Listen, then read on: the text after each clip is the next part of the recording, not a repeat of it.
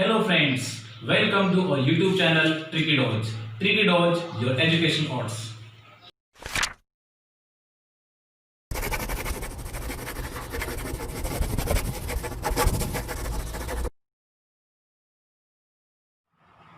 Hello everyone.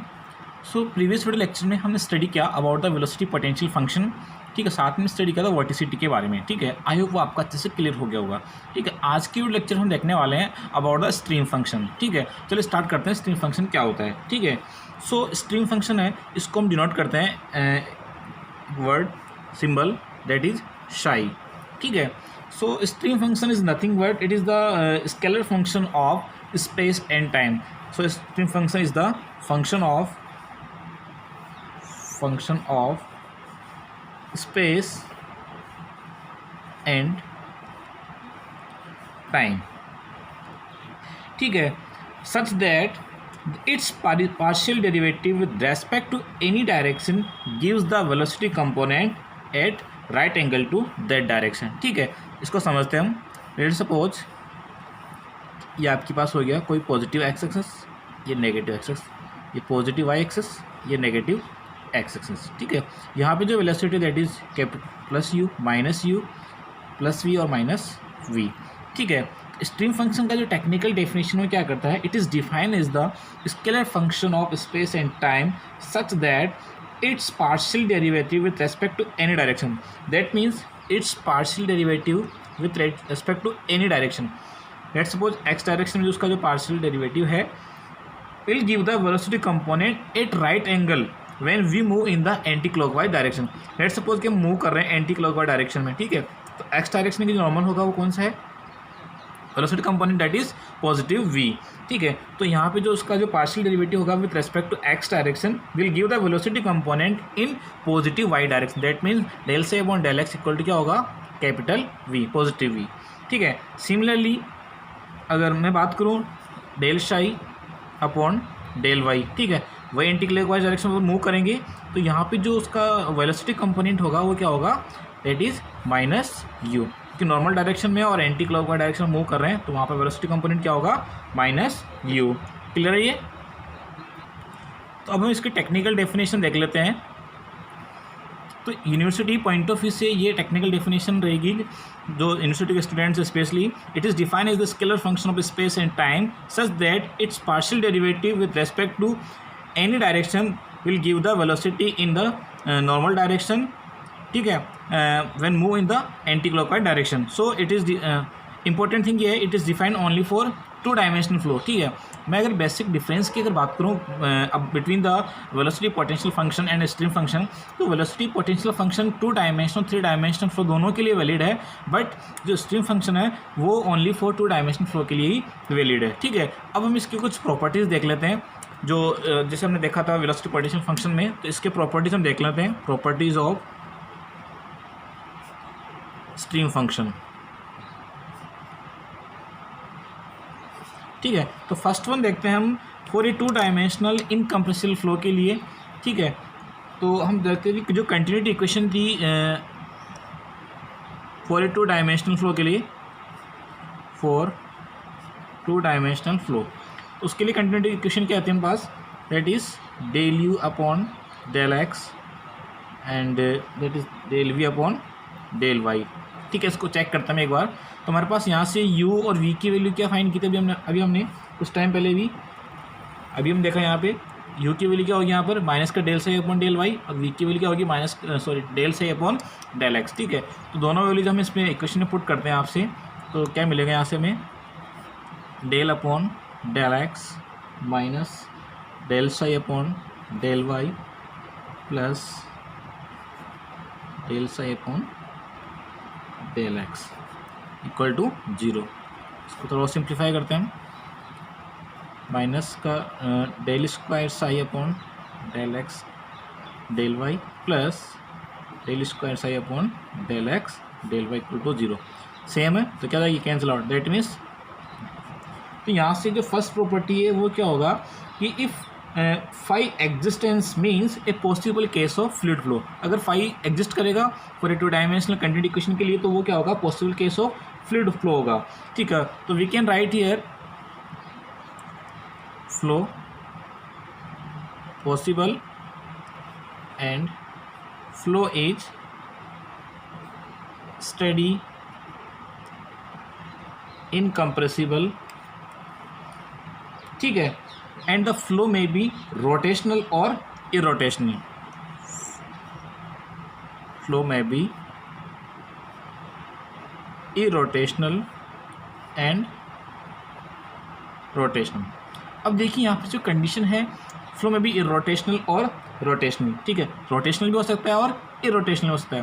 Velocity potential function के case में देखा था कि जो फ्लो था वो कैसा था, क्योंकि वहाँ पर जो रोटेशनल कंपोनेंट्स थे दैट विल बी जीरो. ठीक है, यहाँ पर क्या होगा, फ्लो इरोटेशनल भी हो सकता है और रोटेशनल भी हो सकता है. अगर मैं यहाँ पर प्लेन की बात करूँ, फॉर 2 डायमेंशनल फ्लो के लिए वैलिड स्ट्रीम फंक्शन, तो एक्सवाई अगर प्लेन की बात करूँ तो वहाँ पर रोटेशनल कंपोनेंट क्या होगा, जीरो, और वाई कंपोनेंट क्या होगा, जीरो.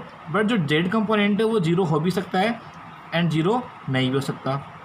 ठीक है, अगर जीरो होगा तो उस केस में फ्लो कैसा होगा, इरोटेशनल, और अगर zero does not equal to zero होगा तो क्या होगा, अपना फ्लो रोटेशनल होगा. क्लियर है. तो आइए हम इसको चेक करते हैं. हमने कहा था कि रोटेशनल कंपोनेंट जेड डायरेक्शन उसकी वैल्यू क्या थी, 1/2 del Y upon del X, sorry del we upon del X minus del we upon del Y.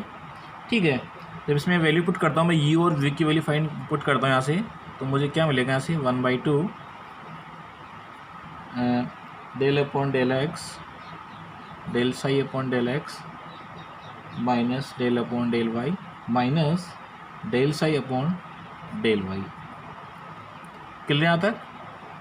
इसको थोड़ा और सिंप्लीफाई करते हैं हम, तो क्या जाएगा अभी, 1/2 del square psi upon del x square plus del square psi upon del Y square.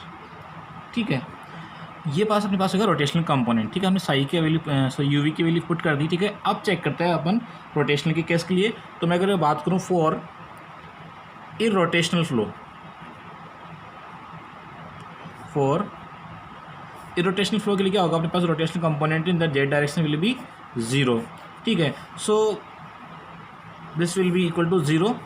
यहाँ से मैं लिख सकता हूँ, sorry, del square psi upon del x square plus del square psi upon del Y square equal to क्या जाएगा, zero. 1/2 क्या होगा, जीरो में चला जाएगा. तो यहाँ पे जो कंडीशन है, ये क्या कंडीशन बनी अपने पास में, सो this is the Laplace equation for a Sai. So this is the Laplace equation for stream function. Clear है. तो यहाँ से अपने पास जो प्रॉपर्टी जो है स्ट्रीम फंक्शन की, वो क्या आई है वो देखते हैं एक बार. If stream function psi satisfy the Laplace equation. ठीक है, अगर इस साई की वैल्यू इस इक्वेशन को सेटिस्फाई करती है, so it is the possible case of an irrotational flow. जैसे हमने चेक किया था, इरोटेशन फ्लो के लिए क्या होगा, इक्वल टू जीरो. अगर इसको सेटिस्फाई कर रहा है दैट मीन्स क्या होगा, वो पॉसिबल केस क्या होगा, इरोटेशनल फ्लो का. और अगर इसको सेटिस्फाई नहीं करेगा तो कैसा फ्लो होगा, रोटेशनल फ्लो. ठीक है, तो अपने पास जो स्ट्रीम फंक्शन की दोनों प्रॉपर्टीज था, फर्स्ट वन क्या था आपका, अगर स्ट्रीम फंक्शन फाई एग्जिस्ट करता है तो उस केस में क्या होगा, possible case of fluid flow होगा for steady and incompressible flow के लिए, और इट में बी रोटेशनल और इरोटेशनल. ठीक है, और अगर स्ट्रीम फंक्शन लैप्लास इक्वेशन को अगर सेटिस्फाई करता है तो उस केस में क्या होगा, फ्लो कैसा होगा, इरोटेशनल फ्लो होगा. ये बहुत ही इंपॉर्टेंट टॉपिक है, यहाँ से कॉम्पिटिटिव एग्जाम्स में ऑब्जेक्टिव क्वेश्चंस पुटअप्स होते हैं. ठीक है, और यूनिवर्सिटी पॉइंट ऑफ में भी स्ट्रीम फंक्शन और वेलोसिटी पोटेंशियल फंक्शन में बेसिक डिफरेंस कभी कभार पूछ लिया जाता है. ठीक है, तो इसको ध्यान से स्टडी कीजिएगा.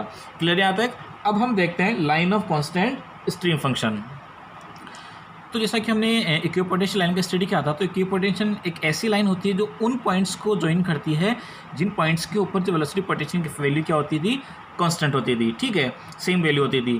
तो वहीं similarly line of constant stream function क्या है यहाँ पर, कि ये वो लाइन है जो उन पॉइंट्स को ज्वाइन करती है जहाँ पर जो स्ट्रीम फंक्शन की वैल्यू है वो क्या है, कांस्टेंट है, सेम है. ठीक है, तो उस केस के लिए क्या होगा, इसके लिए साई इक्वल टू क्या होगा अपने पास, कांस्टेंट. ठीक है, we know that psi is the function of for 2 dimensional flow F of X and Y.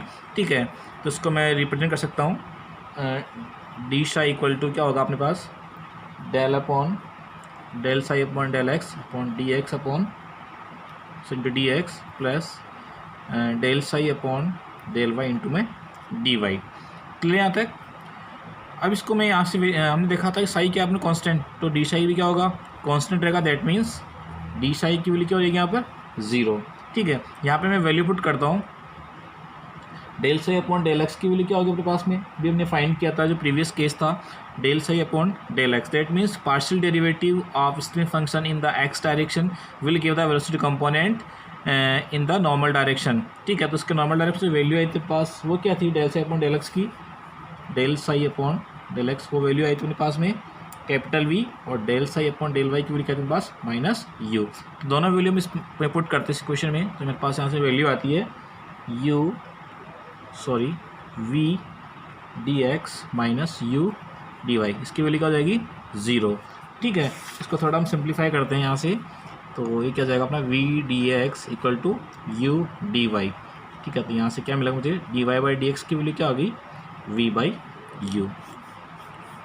Clear है? So this is the slope of stream line, this is nothing but slope of stream line. Clear है यहाँ तक?